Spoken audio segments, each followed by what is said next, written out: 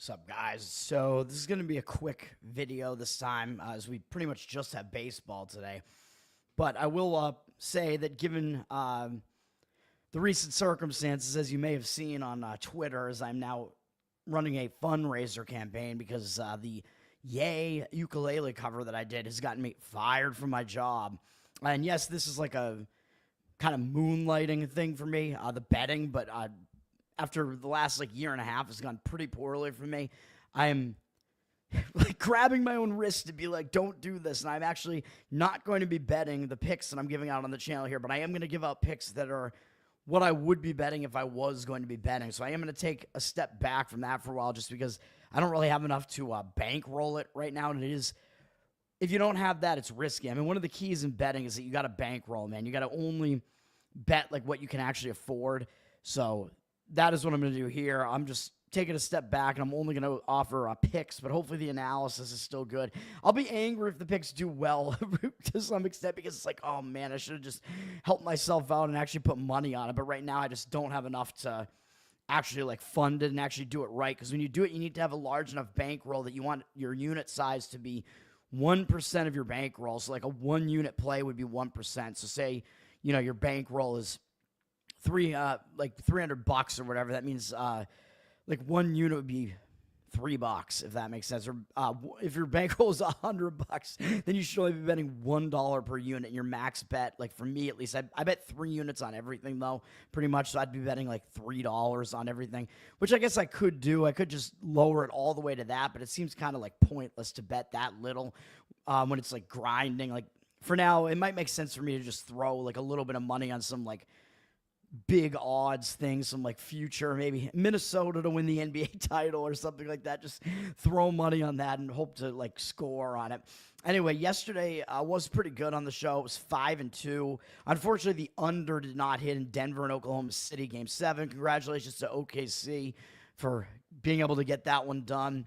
I should have played the side. I liked the Oklahoma City side as well. I just thought the under was better, and that game was looking under for a while as Denver really was not putting up a good offensive performance in that game. And I was thinking, all right, Oklahoma City will just take their foot off the gas and we'll get this under, but that didn't really happen. So unfortunately that didn't happen. Florida won in hockey, so congratulations to them as they advanced to the conference finals. And in my bracket, I have 3 out of the 4 teams in the conference finals correct, with only Dallas not being correct for me. I had Colorado in that spot. Unfortunately, I had Colorado in the final, though, losing it to Florida. But Florida's going to be up against it against Carolina, man. Carolina, really good, and they have the hottest goaltender right now, so Carolina could win that thing. And they're the home team, and they're really good at home, so we'll see what I want to do when those games start. But we don't have any NBA or NHL today, I don't believe. Let me see. When do those games even start? Next NBA game is tomorrow, T-Wolves Thunder Game 1, and then we got NHL, let me see. Tomorrow as well, Florida and Carolina play. So that's what we got going on there. And then my MLB plays yesterday did go well. I think 4-1 in the MLB. We had Pittsburgh, Philadelphia under in the first 5 innings, under what I thought was a really high total of 4.5. That went really well with Paul Skeens doing really well in the game. And then the young guy, whatever his name was, making his major league debut for Philadelphia. He was really excellent as well. He actually didn't give up any runs in 6 innings. And Paul Skeens went all 8 innings in the game and only allowed 1 run. And still lost the game because Pittsburgh didn't score at all. I mean, it's just insane. The call on Milwaukee, that one. So they were able to end the Minnesota win streak there. So I love it when I make a contrarian call like that, and it's so contrarian that it breaks some long win streak. I did that going against Winnipeg in hockey during the season of breaking their win streak. I was able to get that one. I liked getting that Milwaukee one yesterday. The Dodgers, they're almost becoming an unbettable team until I bet them again today, obviously. It's unbelievable how that could have happened. With Anaheim, by the way, had not swept the Dodgers for 15 years. It's ridiculous. And then Seattle, San Diego landed on 7, so it stayed under that 7.5. If you play the under 7, it's a push, so not the end of the world there. But that was a winner as well if you got the under 7.5 there. That was a low-scoring game. And Wu did really well in the game. King, not quite as well, I don't think, but let's move on to today. I do have 4 baseball plays today. We'll hit WNBA real quick. We'll hit on the WNBA players, man. Even though there are only a couple of them that are actually good looking. One of them is in this game with Dallas, with Paige Buckers there now. And as I mentioned in their first game, I think they're going to take a little while to gain chemistry with her. So I would lean against Dallas again in this one and lay the points with Seattle, although this is not the Seattle team, of old with Sue Bird and whatever. I think she was there. I don't even know. Who even knows?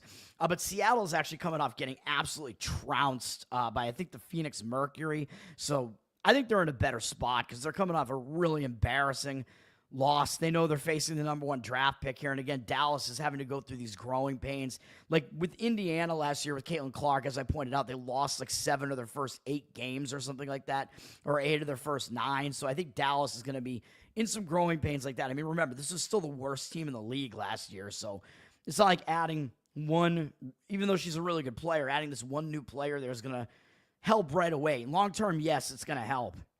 Like, you're going to see them start doing better later on in the season. But right now, I don't think that's the case.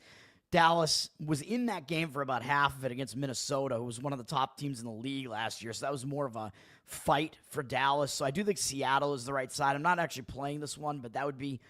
But there's a WNBA lean for you, man. I can't believe I'm doing WNBA now. Now we got MLB. Let's talk about it, man. Chicago Cubs going to Miami. So we have new series starting here. Miami staying at home. Chicago Cubs are just in Chicago against the White Sox. So they're starting a road trip, I believe. So usually it is a positive spot when you're starting a road trip. Ben Brown is on the mound. His numbers don't look good. 4.75, 1.56 for the 4.75 ERA, 1.56 WHIP, for the Cubs. But in his last 3 outings, he's allowed 3 or fewer earned runs in all 3 of them. 19-2 strikeout walk ratio. So he is in pretty good form currently, but he did just face Miami in his last start. So this Miami offense might have a little bit of an advantage here just because they just saw Brown. So that might actually help Miami slightly. Although I believe he did, he did well in that game against Miami, and overall he has good numbers against them. 21 at-bats, 5.0 strikeout walk ratio, 190 batting average allowed, and 619 OPS. So there are reasons to fade Brown, but there are reasons to like him in this matchup as well. And then Edward Cabrera from Miami is just a guy who's all over the place. 5.52 ERA, 1.53 WHIP. I believe he's having a start delayed, which usually isn't that good for a starter. Because they kind of get out of their rhythm. Like, these starters want to keep pitching on a continuous basis. Although I think he had some injury or something that has delayed his next start to today.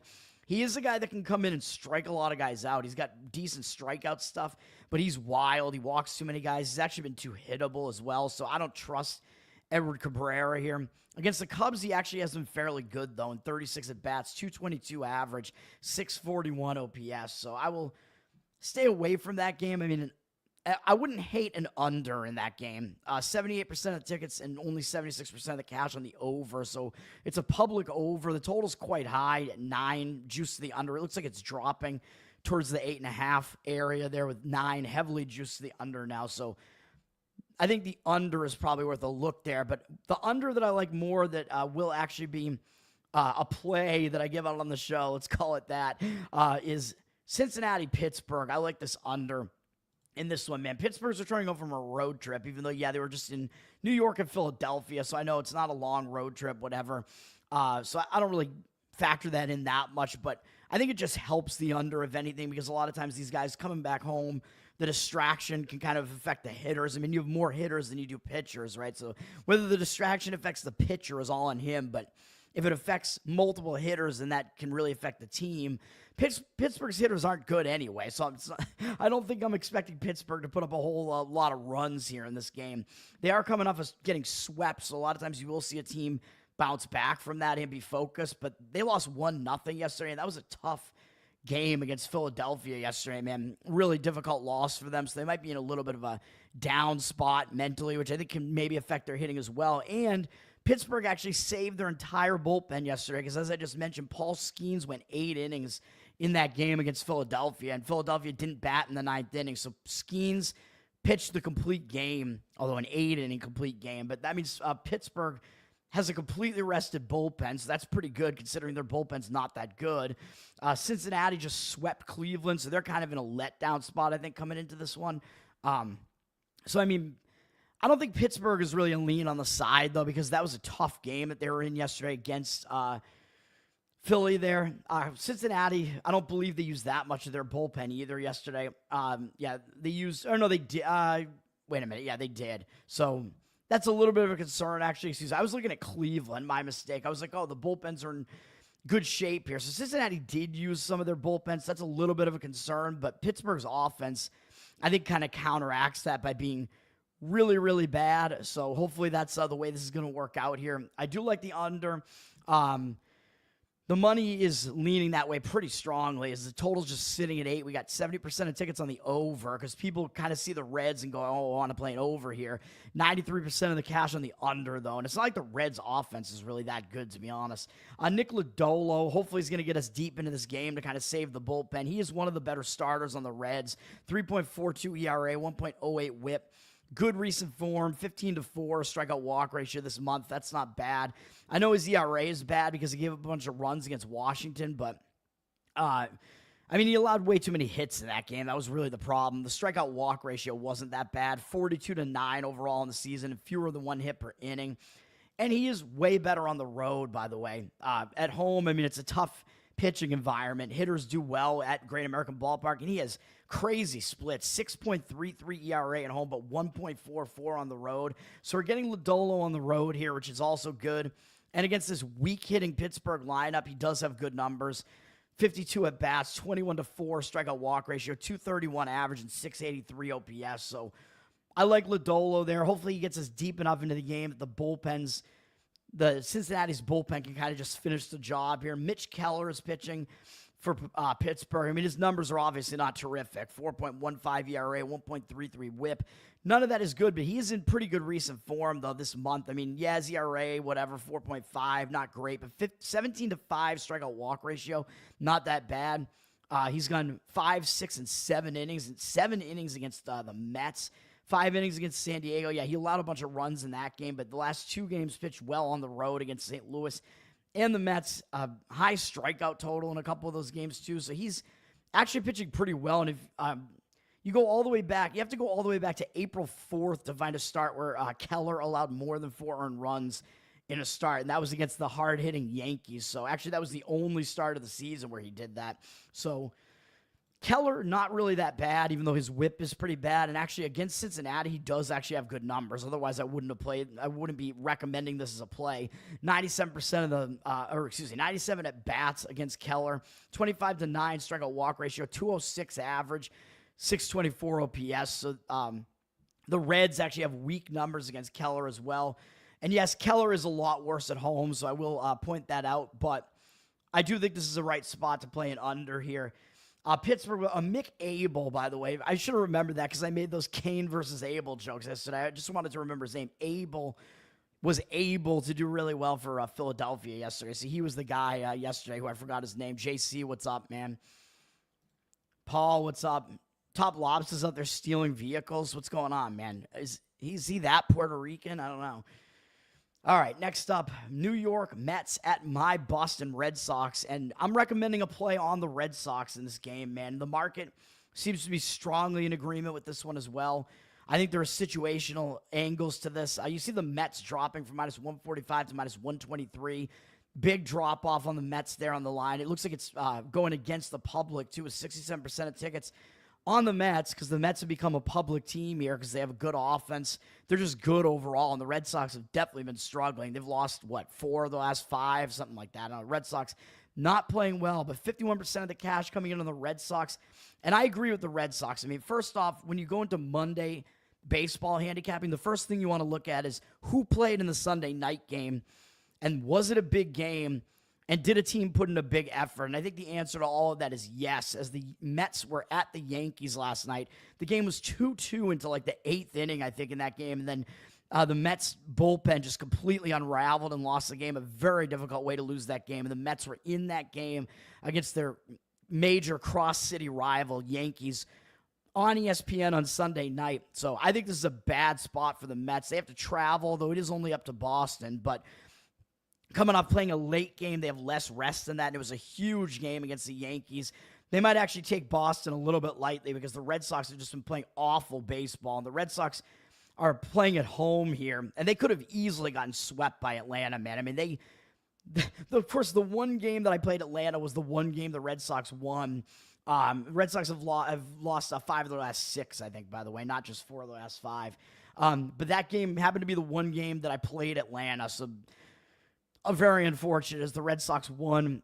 They came back from down 6-2 in the 7th inning and won on a Devers walk-off. Yesterday, Devers hit a grand slam, and the Red Sox didn't even score any other runs in that game. So the Red Sox really not playing well, but I think this is going to be a bounce-back spot. I mean, you give up 10 runs at home, you lose another series at home. That's embarrassing, man. And I think that first game at home they lost because it was a return home spot. I mean, not a great spot for them. Second game, yeah, I mean, they deserve to lose that one probably. So that is a strike against the Red Sox, but it was just a bad series overall for the Red Sox, man. But yesterday they left Bayo in the game for a lot of the game. So I think that pretty much saved the Red Sox bullpen. Or actually, sorry, they only had him in there for 4 1/3, but they used Newcomb, to basically eat up the rest of the innings. So the Red Sox actually saved the rest of their bullpen yesterday. So I actually like that. The Red Sox have kind of a mediocre bullpen, but the fact that they're all rested coming into this game, except for Newcomb, I think is good. I mean, Newcomb, you don't even want him out there anyway. Mets are going with Kodai Senga here, and the Mets, I believe they used a little bit more of their bullpen yesterday than the Red Sox did. They used 3 relievers, so not like a huge bullpen usage from the Mets, but more than the Red Sox. Kodai Senga's pitching, and yeah, he's in his 2nd year coming over from Japan. He's really, really excellent this year so far. 1.02 ERA is insane. I mean, that's got to go a little bit higher. 1.17 whip, all of that is good. He's only allowed 1 earned run across 3 starts in the month of May, including 2 starts against Arizona. Very impressive, but he's been too wild. A 17-10 strikeout walk ratio tells you he's kind of been getting away with putting too many men on base recently, man. He is walking too many guys. 42-19 strikeout walk ratio overall is not that good. He's just been very unhittable, allowing way fewer than 1 hit per inning. 33 and 41 in the third, only 1 home run. But I don't know what he's going to do against the Red Sox here, man, because the Red Sox have actually seen him before a little bit, and they are 2 for 5 off him. 3 of their hitters have seen him before. A couple of their best hitters, and Devers and Duran, have seen him before, although they only combined 1 for 4 off him, but still a combined 400 average, 800 OPS off him. So they haven't been really intimidated by Senga, even though he is better this year. But I just think it's a bad situation for the Mets. I could see the Red Sox getting to Senga for a little bit, at least enough to keep them in this game as a home underdog here for the Red Sox. Hunter Dobbins is pitching for the Red Sox. He's, I believe, in his rookie season here. 1.3 whip is not good. 3.9 ERA is good. But overall, I mean, his stats do look pretty good to me. 23-4 strikeout walk ratio tells you his command is actually pretty good. 27 2/3 innings pitched. It's a decent strikeout rate. Very low walk rate. He's just allowed too many hits, 32 hits. So if he becomes a little bit less unhittable, I think he is going to be fairly good. I mean, he had his worst start in his last start, which was at Detroit, where we know Detroit is a monster at home. They do have a pretty good offense, and he still had a 4-0 strikeout walk ratio in that game, so it wasn't that horrible. And aside from that, I mean, he's allowed 4 fewer earned runs in all of his other starts. Overall this month, a 12-2 strikeout walk ratio kind of tells you that his command is pretty good as well. I guess leaving too many pitches over the plate, he's got to get that under control, but he also has the advantage of the Mets hitters having never seen him before. So with a young pitcher like this, it's always an advantage. Well, not always, but that tends to be an advantage to the starting pitcher who has never been seen before by that opposing lineup. So I actually am going to go with the Red Sox here. They have the more rested bullpen, more rested overall. Not letdown spot, but hangover spot from the Mets coming into this one. And I don't think the pitching matchup is as lopsided as you would think, even though Senga is definitely very good. So it is tough to fade him, but we will recommend a play on the Red Sox there. Houston and Tampa Bay. This game is like the hardest to figure out. Colton Gordon against Ryan Pepio. Gordon has only had 1 start in his major league career, and it wasn't great. 4 1/3 innings, 3 earned runs allowed against Kansas City. I don't know what we could take away from that. I mean, he's a decently touted young lefty prospect there. Tampa doesn't have a great offense, and they haven't seen him before, so Gordon might do a little bit better here, but that was the case with Kansas City, too. Their offense isn't that good. They hadn't seen him before. They didn't do well against him, so I don't know. And then we have Ryan Pepio going for Tampa Bay here. 3.93 ERA, 1.29 whip. Let me see. What does he have? What are his numbers against, who are we facing? Detroit? No, wait. Wait. I already forget who the opponent is. Houston. Sorry. Yeah, Houston. Right. 13 at bats worth against Houston. They've actually done pretty well against them. 308 average, 923 OPS. So I don't really trust either pitcher there. I mean, does an over make sense in that game? I don't know. And we have 63% of the tickets on the over, 79% of the cash on the over, with the total just sitting at 9. It's at that Steinbrenner Stadium there, the spring training stadium that sometimes can lend itself to high-scoring games. So that might be the way to look there. I would probably also lean to an over in Baltimore and Milwaukee. I mean, Baltimore just continues to fail, dude. I mean, they cannot get a win. It's insane. Even as a big home favorite. Nope. But now they're going out on the road, so maybe they'll do a little bit better here. Milwaukee just had their win streak ended, so it's actually maybe not that bad of a spot to look to the Baltimore side there, as Milwaukee just ended Minnesota's win streak, excuse me. So Milwaukee's coming off a pretty big win there. Baltimore's just coming off a slew of embarrassing losses, having fired their manager. I actually think Baltimore's the right lean in this one, and I agree with the over as well. Milwaukee down from -115 to -110. 60% of tickets, only 51% of the cash on Milwaukee. 85% of tickets, 97% of the cash on the over as well. So it looks like the market agrees with me on both of those, with public Milwaukee team, the line moving against them. But can you really play Baltimore right now when they keep losing? It will definitely take some stones to do that, and I guess maybe I don't have the stones to do it. I just don't think it's strong enough, but I do lean that way. Total is flipped from 8.5 juice to the under to 8.5 juice to the over. Dean Creamer pitching for Baltimore, and you know I'm rarely going to try to play on Baltimore when this guy is on the mound. Bad stuff. 5.36 ERA, 1.31 WHIP. This is not good at all. Let me see here. I got to make this quick and get out of here so I can go speak to an attorney, by the way. So let me see here. Against Milwaukee, what do we got? Bad numbers against Milwaukee. 321 batting average allowed and 28 at bats, 1,000 OPS. So I would not trust Creamer in this game, unfortunately, because the situation is decent for Baltimore. Quinn Priester, on the other hand, I mean, I don't like him either. 4.59 ERA, 1.56 WHIP is really bad. Indicates that his ERA should probably be even worse than it is. Against Baltimore, only Carlson has ever seen him before, and he's 2 for 2 off him. So there's really not a lot you can take away from that. But those are the leans that I have on that game. Excuse me. Minnesota's returning home from a road trip where they went to the aforementioned Baltimore team and to Milwaukee, and they lost their win streak. And a lot of times when a team is rolling like this and they lose a win streak, it does tend to hang them over a little bit into the next game. So I think Minnesota is in a somewhat bad spot here, excuse me. So I don't love the spot for Minnesota coming into that one for that reason, and it's a return home spot. And as I always say, it's a little bit of a distraction spot when you return home from a road trip. Cleveland, on the other hand, they're coming off getting swept by the Cincinnati Reds, so they might be a little bit angry coming into this game. Bullpen usage, I think, was about the same between the two teams here, so don't mind any of that. So I do like Cleveland situationally here, but I don't know if I can trust Logan Allen at all with a 1.52 WHIP, 3.7 ERA. I mean, those are bad numbers, man. And up against, who are we up against here? Wait a minute. What did I say? Cleveland against Minnesota, right? Yeah. Up against Minnesota, they've hit him pretty well in 27 at-bats, 296 average, 757 OPS. So I don't think I could really actually make a play on Cleveland for the matchup reasons. I don't think I can do it. I mean, Bailey Ober is the way better of the two pitchers, so I think Minnesota does at least have a starting pitching edge. Yeah, I know his WHIP at 1.37 is actually pretty bad. 3.72 ERA, not as bad. This is crazy, man. I think ESPN just kind of changed their layout there, because I always zoom way in and I'm like, holy crap, these numbers look huge now, but hopefully it looks better on the screen. Oh, I know why. It's because I had increased my window size. Yeah, this is usually what I do. I usually shrink it down width-wise. That's why.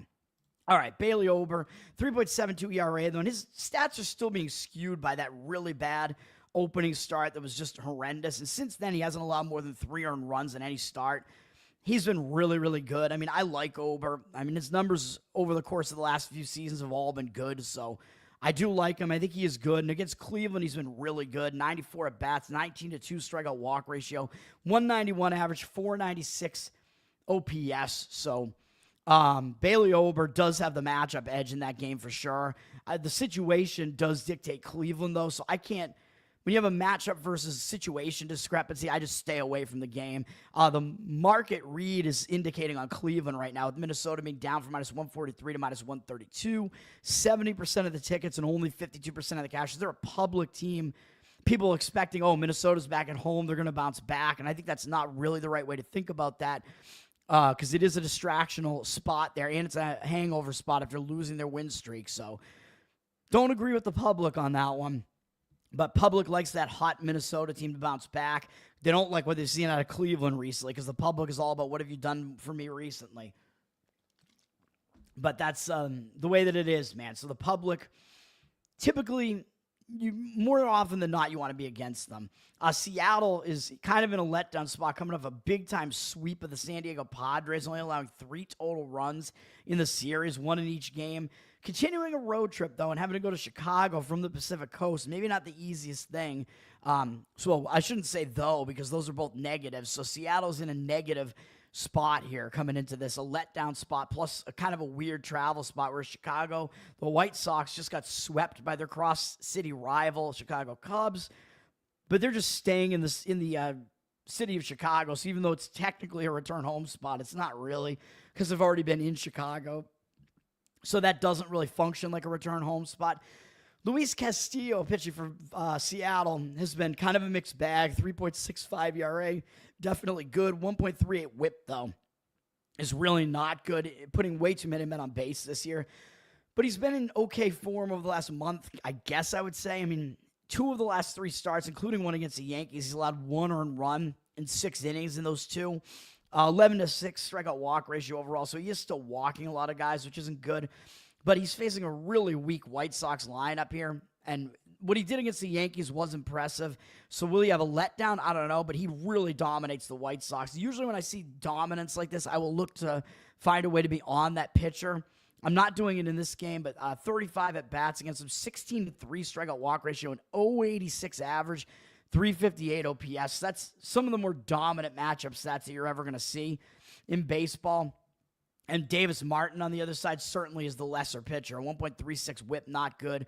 3.65 ERA looks good, but very similar to Castillo. He's putting way too many men on base, so you got to take a step back there a little bit. Although this month, 12-1 strikeout walk ratio at least tells you that his command has actually kind of been on point, but he has been probably leaving it over the plate too much as he has been getting hit. I don't think Seattle has ever seen him before, but let me see. I could be wrong about that. They have actually 8 at-bats, 250 average. Arozarena has a home run off him, 1,025 OPS. So Martin doesn't have good numbers against Seattle. So the pitching matchup definitely is in favor of Castillo. So usually I would look to make a play there, but Seattle's laying -210 on the road in what I think is a negative spot, like situationally for Seattle, so I can't do it, man. And they are very public at 89% of the tickets and cash, I guess, right now. So I just can't do it. I mean, because Castillo is so dominant, if you want to look towards like a White Sox team total under, I don't think I would hate that. But coming off a series where they scored so little, I think their bats are going to be a little bit more focused here, and maybe they'll still go. I mean, their team total is probably pretty low here, like 2.5. So I think there's not a whole lot of room for error there. So I just recommend staying away, but Castillo does dominate the White Sox. If you want to go, you could go with Castillo on like an innings pitched prop as well, because those kind of work well. If you think you have a good like starting pitching angle there, you can take like Luis Castillo to go over, like however many at bats it is, like if you expect him to go more than 5 innings, that would be what, or record that many outs, I should say. Like if you expect him to go at least 5 innings, it would be over 15 outs recorded. You know what I mean? So his number is probably a bit higher than that in this one, but he does dominate the White Sox to such a degree that you could look for that, like Castillo to go over whatever it might be, like 16, 17 outs recorded. Detroit, St. Louis. Detroit is listing Keter Montero as their starter last minute in this one. St. Louis is returning home from a road trip, which is why I hesitate, because I actually like the pitching matchup for St. Louis here.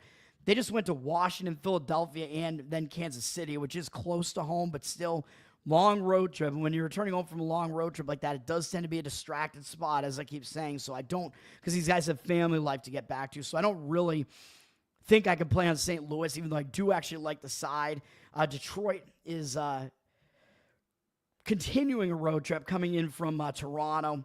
And I think Detroit used a lot of their bullpen yesterday, whereas St. Louis did not, because Liberatore got them deep into the game, even though it was a loss. So Detroit's bullpen is less rested than St. Louis's is here. Montero's a guy that's probably not gonna get you that deep into the game either. So I think Detroit is definitely at the disadvantage pitching matchup wise. 4.68 ERA, 1.52 WHIP. None of those numbers are good. I mean, he's struggling. 18-11 strikeout walk ratio is not good. I think he's come out of the bullpen at least once and made a couple of starts in here as well. He had one really good start at Coors Field, although he still had more walks than strikeouts in that game, which he's done more than once this season, which is not good. Impressive overall, though, to have a start like that in Coors Field, but the Rockies can't hit well, and most of his other starts have been something that you'd like to forget about. So he's not very good overall, and up against St. Louis. What do we got here?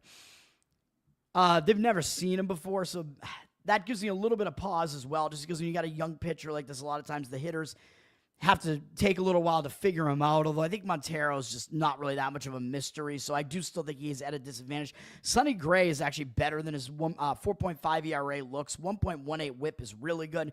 He's coming off an ugly start at Philadelphia, but he was pitching really well coming into that, and I think you can give him a pass for these like kind of random bad starts that he has against good hitting lineups on the road. I mean, I won't look too much into that. A 51-12 strikeout walk ratio overall is good. Fewer than one hit per inning allowed. 18-5 strikeout walk ratio this month with more than one strikeout per inning. That's all pretty good. And up against Detroit, 62 at bats, where he's got a 27-2 strikeout walk ratio, 177 average, and 413 OPS. So Sonny Gray dominates Detroit. So I expect him to have a nice bounce back. If you do like St. Louis, you do have to lay a money line, probably about -1, because they're somewhere about -160 on the money line, wherever they are. So you have to lay a -1 run line, excuse me, I should say. I think I misspoke there. Don't see the market numbers on this yet, but I know St. Louis is at around -160 here. Or again, look for pitcher props or Sonny Gray with his dominant numbers against Detroit. Look for him to go over his outs recorded as well. Philadelphia, Colorado, Christopher Sanchez pitching well, man. 2.91 ERA, 1.22 WHIP for Philadelphia. He's been pretty good all season. Colorado's got a weak hitting offense, even though I know this is having to go to Coors Field, so it's a little bit of a task, but 55 at-bats where he's held them to a 236 average, 658 OPS, so Sanchez has done pretty well against them. And Kyle Freeland, even though he's not a good pitcher, 6.15 ERA, 1.59 WHIP, hasn't been terrible this month, really. 12-4 strikeout walk ratio. That's not that bad. He's been way too hittable. He had one really bad start against Detroit. Was pretty serviceable in the other two 6-inning starts, both on the road against San Francisco and Texas. So, yeah, he struggled at home in this, like, hitter-friendly environment. But against Philly, he actually does have decent numbers. Oops, that's Pittsburgh.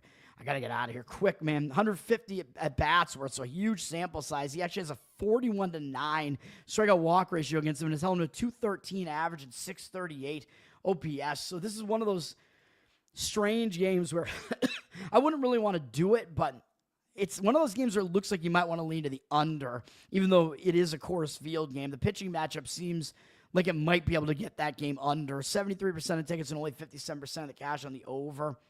That's the way I would look there.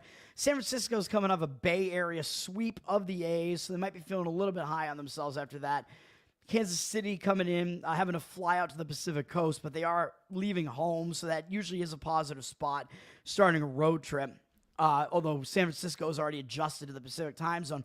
Bubich pitching for Kansas City, really good. 1.66 ERA, 1.1 WHIP. 18 at-bats, though, against, I'm looking at St. Louis, never mind. Against San Francisco, though, his numbers are bad, though. I knew they were bad because I looked earlier. 22 at-bats, worth 364 opponent batting average and 985 OPS. So Bubich, even though he has been one of the best pitchers in the league this year, 56-15 strikeout walk ratio is also crazy. Not a lot of hits allowed either, but specifically against San Francisco, he hasn't been good. Robbie Ray, shockingly, has been okay this year, and they've been winning behind him. 3.04 ERA, 1.25 WHIP. WHIP is still higher than I would like, but he is still getting the job done. He's not allowed more than 4 runs in any start, and that was only once against Philly's lineup on the road. And he's allowed fewer than that in all of his other starts, which is crazy. Up against, who do we got here? Kansas City. Let me see. I think that they don't have many at-bats against him. Oh, no, they do. 58 at-bats. He's actually dominated them. They only have 7 hits, a 28-7 strikeout-walk ratio. Renfroe is only 3 for 33 against him, but all 3 hits are home runs, so it's really hit or miss with him, literally. But overall, 121 average against him, 526 OPS. So Robbie Ray actually has decent numbers against Kansas City. So the pitching matchup, just the specific matchup numbers actually look better for San Francisco. But overall, I trust Bubic more than Ray, and that's where the cash is coming in. 69% of the cash on Kansas City, 68% of tickets on San Francisco, because San Francisco does have the better records. That's where the public is going to go. Line moving against them, down from -130 to -127. So what do you want to do with that? Who knows? And I'm going to play money line in both of these last 2 games. A's -130, or I'm going to recommend a play on them, I should say. It's force of habit, man. But the Anaheim's coming off a historic sweep of the Dodgers on the road. Nobody would ever expect that, which they haven't done in 15 years. They're just in a huge letdown spot here. Jose Soriano, yes, I know he's actually been way better on the road than at home, but this is a different environment, man, having to play at the A's stadium, which is very hitter conducive. His 3.46 ERA looks good, but a 1.46 whip will tell you, no, he's actually not that good. He's putting way too many men on base. 16-8 strikeout walk ratio this month. That's not good. Way too many walks. 7 over the last 2 games. That's not good. I can't keep putting that many men on base and getting away with it. And against the A's, not good numbers. In 27 at-bats, 296 average, 1,070 OPS. So we have Jose Soriano, bad numbers. I think the spot is a huge letdown spot for Anaheim. And then JT Ginn is actually returning from injury. So he is a young guy, so I know he's not really used to returning from injury, but I think he's going to be ready to go again, man. I mean, he's had a shaky season so far, 4.61 ERA, 1.54 whip. I expect him to get a little bit better, though. I mean, he hasn't pitched that many seasons in the majors, and he has been a little bit better than that overall. And against Anaheim, let me see, where are we at here? Got to get out of here soon. Against Anaheim, they've never faced him before, so he has the edge there, too, a little bit of an edge there when you have a young pitcher like this. I mean, last year, 29-9 strikeout walk ratio was good. He just allowed too many hits, more than 1 per inning. He definitely has shown some promise, though, so I expect his numbers to get a little bit better here. And Anaheim has never seen him before. And the A's are coming off getting swept by San Francisco, so they're in a bounce-back spot. They're already in the Bay Area. Even though technically they're returning home from a road trip, the road trip was all on the Pacific Coast. So I don't think that really matters as much as far as the distraction angle is concerned. And they know what Anaheim just did to L.A. So we will go with the A's there. And market read, I think, is probably on the A's as well. Let me see. They're up from -115 to -126. And Anaheim looks like a public dog here because, again, public recency bias. 54% of the cash and tickets on Anaheim. So, yeah, the A's are looking like an anti-public home favorite with the better pitching, with the better of the pitching matchup in a better spot. And Anaheim's bullpen is terrible too, by the way. So even though the A's used a little bit of their bullpen yesterday, Anaheim's bullpen is totally untrustworthy. So I think the A's have the better of the pitching edge here. I think they have the better bats too. There's a reason why they're favored at home. They're in a bounce-back spot, and Anaheim's in a major letdown spot. So A's are the play. And then I am going to play on the Dodgers at least one more time here as Arizona coming into L.A. here. I mean, yeah, they're only coming off a win over Colorado, so whatever. They're not going to be in a letdown spot, but the Dodgers are staying at home, and they got to be as angry as possible after that historic sweep against them. You got to think they're going to bounce back from this. Obviously, they're the better team here. I mean, Arizona can certainly hit, but I think the Dodgers' offense is slightly better. I think the Dodgers' bullpen is significantly better, as Arizona's bullpen isn't good. Although the Dodgers' bullpen really failed in that Anaheim series, shockingly. But Brandon Pfaadt, 3.73 ERA, 1.3 whip kind of tells you he's actually been struggling a little bit. He's putting too many men on base. And against the LA Dodgers, he actually hasn't been good. 98 at bats, 286 average, 829 OPS. So the Dodgers have been able to hit him, and he's not in good recent form this month with a 6 ERA and a 15-7 strikeout walk ratio. And he just faced the Dodgers and actually shut them out for 6 1/3. So his bad starts were the road ones at San Francisco and at Philly. So he actually pitched well in Chase Field against the Dodgers. So his bad starts were the other ones, and that also means the Dodgers just saw him. So that's not good for Pfaadt either. And Pfaadt this year has been way better at home. 1.78 ERA at home.